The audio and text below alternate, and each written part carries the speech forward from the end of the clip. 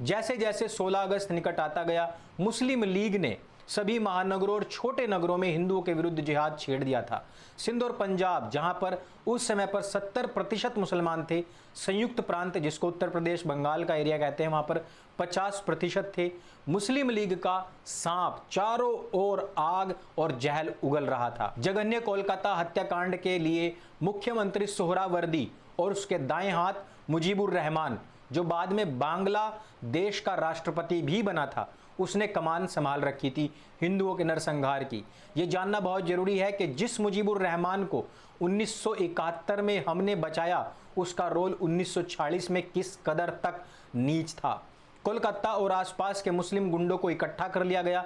उन्हें हथियार और पेट्रोल बम बनाने के लिए उस काल में भी सरकार द्वारा नियंत्रित और राशन के पेट्रोल के कूपन दिए गए थे। हावड़ा में गुंडों की टोलियां बनाकर के नेतृत्व खुद कलकत्ता के मेयर शरीफ खान ने किया था। 24 पुलिस मुख्यालयों में 22 हिंदू अधिकारी बदल करके मुसलमान बना दिए गए थे।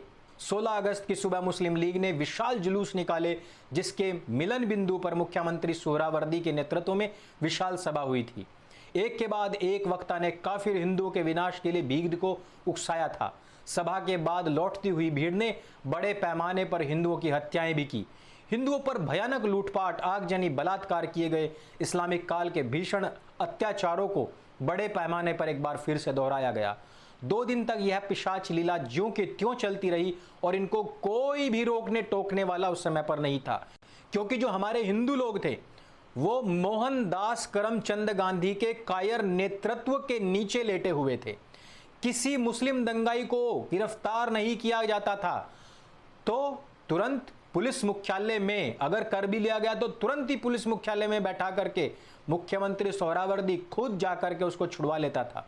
अंग्रेज गवर्नर एफ बरोज गूंगा, बहरा, अंधा बना करके बैठा गया था वहां पर।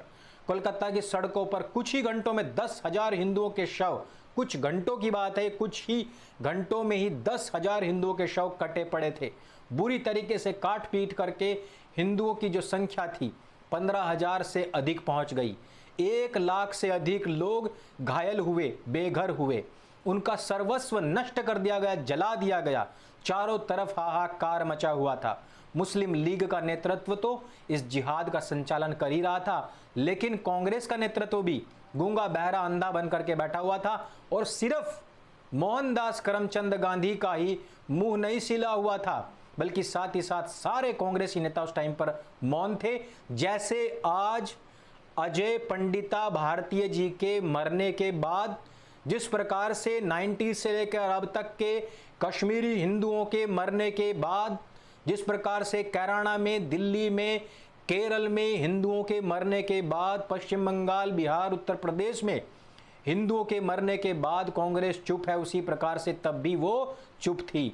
हिंदू वर्षों से जिनको अपना नेता मानते थे, उन्होंने भयानक संकट, दारुण पीड़ा इस घड़ी में हिंदुओं से मुंह फेर लिया था। इस समय पर स्टेट्समैन के संवाददाता किम क्रिस्टेन ने लिखा है, युद्ध के अनुभव ने मुझे कठोर बना दिया था, किंतु युद्ध की विभीषिका भी ऐसी भयावनी नहीं होती। यह दंगा नहीं था, इसके लिए तो शब्द मध्य युग अर्थात इस्लामिक जिहाद के इतिहास में ही खोजना पड़ेगा। यह हमें आज शब्द खोजने पर भी नहीं मिलता। और यह कहां पर लिखा हुआ है? Gandhi, his life and thought, page संख्या 253, और लेखक हैं जेबी कृपलानी।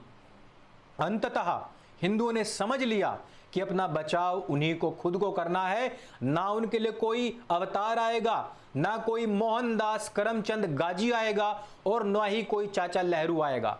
वो प्रत्युत्तर देने में जुट गए और पासा पलट गया। हिंदू पौरुष का सूर्य उदय हुआ और होते ही मुस्लिम आतंक का अंधकार छटना शुरू हो गया।